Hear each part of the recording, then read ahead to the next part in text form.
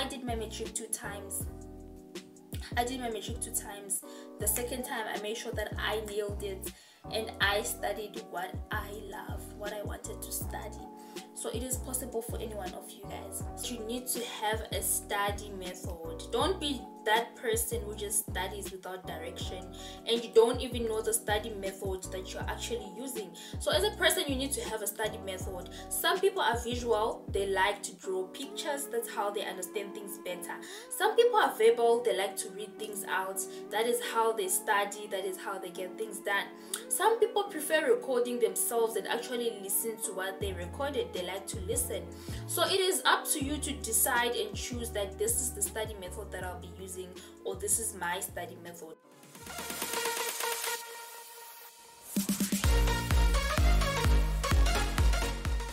What is good, T gang? It is your girl T. Welcome back to my YouTube channel. If you are new to this channel, please don't be shy to smash the subscribe button down below. Turn on your post notifications to get notified every time I post a video, baby.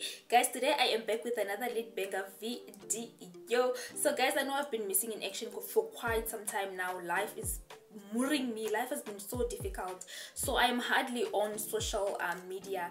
But I came through today with a video for the matriculants, people who are matriculating this year. I have a few tips for you guys, a few advices that I want to give you guys, tips that helped me to actually pass matric and score a couple of degrees on my trial exams. So I thought, why not share these tips with you guys? You might also score a couple of degrees if you follow these steps step by step. The first advice I want to give you guys is that you need to know each section and how big of a portion it's made up of in the examination. What I mean is, let's say for example life sciences, you are reading about reproduction. Let's say maybe reproduction only has like 5% contribution in the examination. You would like to know that. Let's say maybe you're reading photosynthesis. Photosynthesis composes of 30% of the exam, for example. You're gonna need to know that. Why am I saying this? If you know a specific topic, how big of a portion it composes in the examination, it's going to help you when it comes to studying. You don't want to dwell too much on a topic that probably has 5% of the examination. You want to dwell more on a topic that has 30% of the examination. Now what I'm saying is, I'm not saying you shouldn't study that topic with a less percentage. You need to study it, but now you need to put more time in a topic that has a bigger portion in the examination. So it also comes down to time management. You need to be someone who knows how to manage your time. So time management and knowing which topics composes what percentage in the examination is important, because you want to put more focus on the topics that have a bigger portion. Now this also helps you to realize your weak points. So if you know that your weak point is reproduction, and reproduction is going to be 30% in the exam, you might wanna start being serious and putting more focus in the topic that you don't understand, because now you know that it composes a bigger portion in the exam. So it's very important, tip number one, that you need to know each topic and how it composes and how much percentage it composes in the examination. So the third tip, guys, is that you need to have a study method. Don't be that person who just studies without direction and you don't even know the study method that you're actually using. So as a person, you need to have a study method. Some people are visual, they like to draw pictures, that's how they understand things better. Some people are verbal, they like to read things out, that is how they study, that is how they get things done. Some people prefer recording themselves and actually listen to what they recorded, they like to listen. So it is up to you to decide and choose that this is the study method that I'll be using, or this is my study method. Don't just be someone who studies and you don't understand, how do I grasp things? Like for me, for example, I was a visual person. I like drawing pictures, I like highlighting things. So if you need to do that, do what you need to do that will make you understand what you're trying to study. The next thing is, I spoke about time management. I said time management is very important, it's very crucial.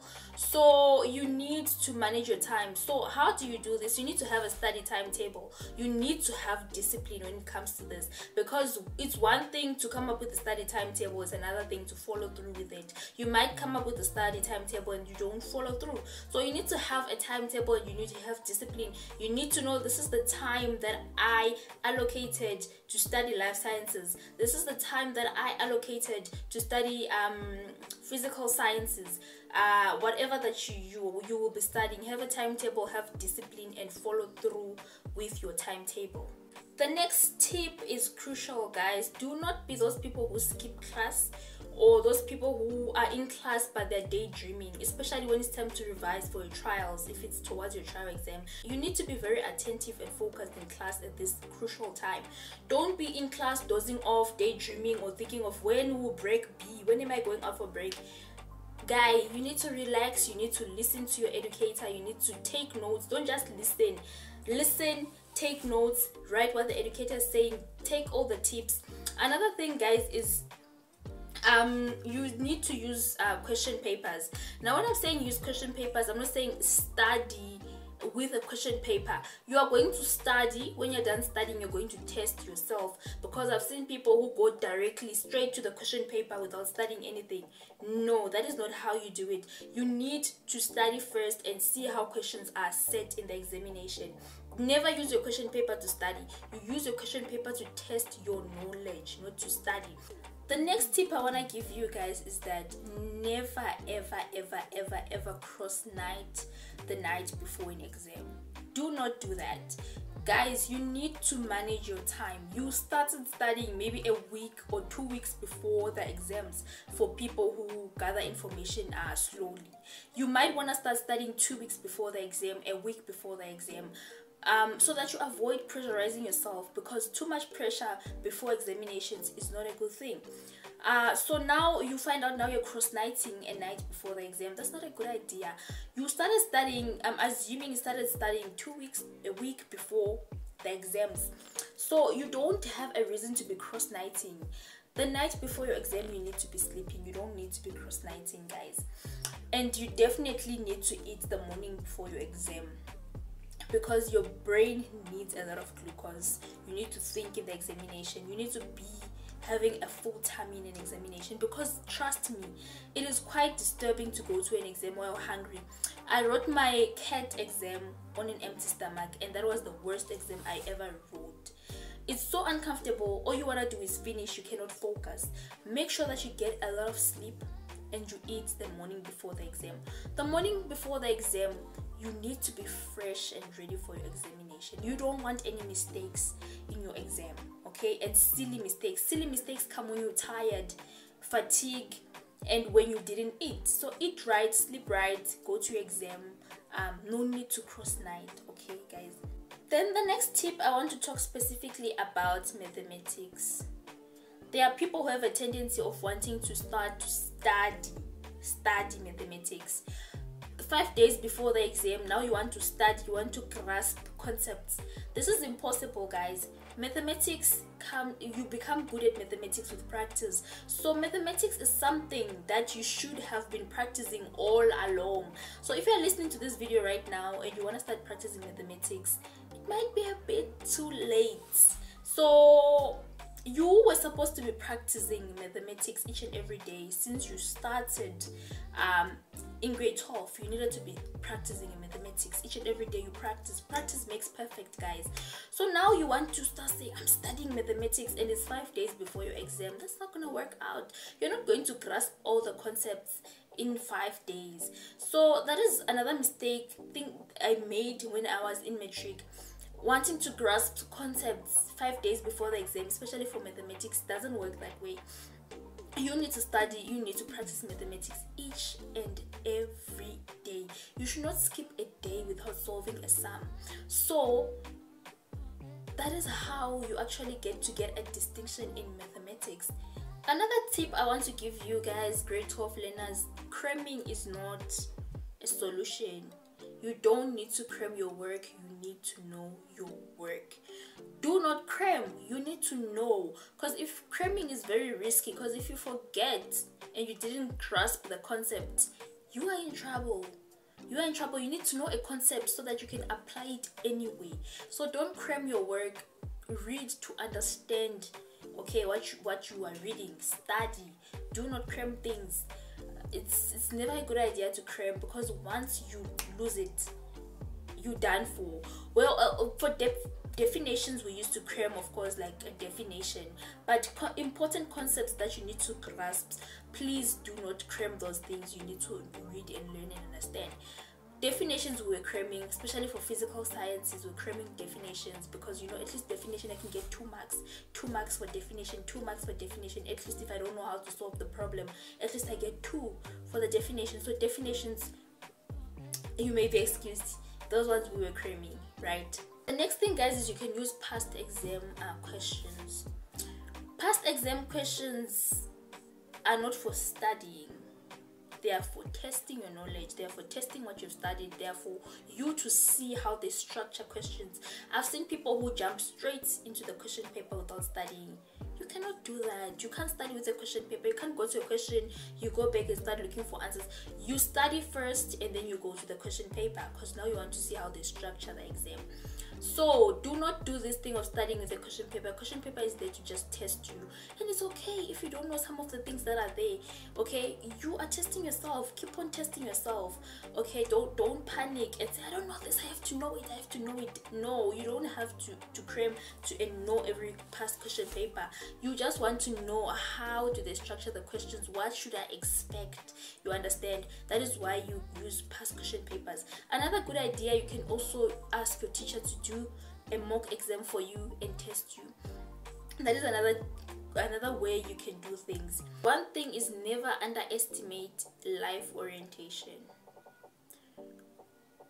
You'll be shocked to get a level 3, a level 4 in life orientation. I went to school with people who got level 4 in life orientation. Don't underestimate life orientation, guys. You need to study that subject.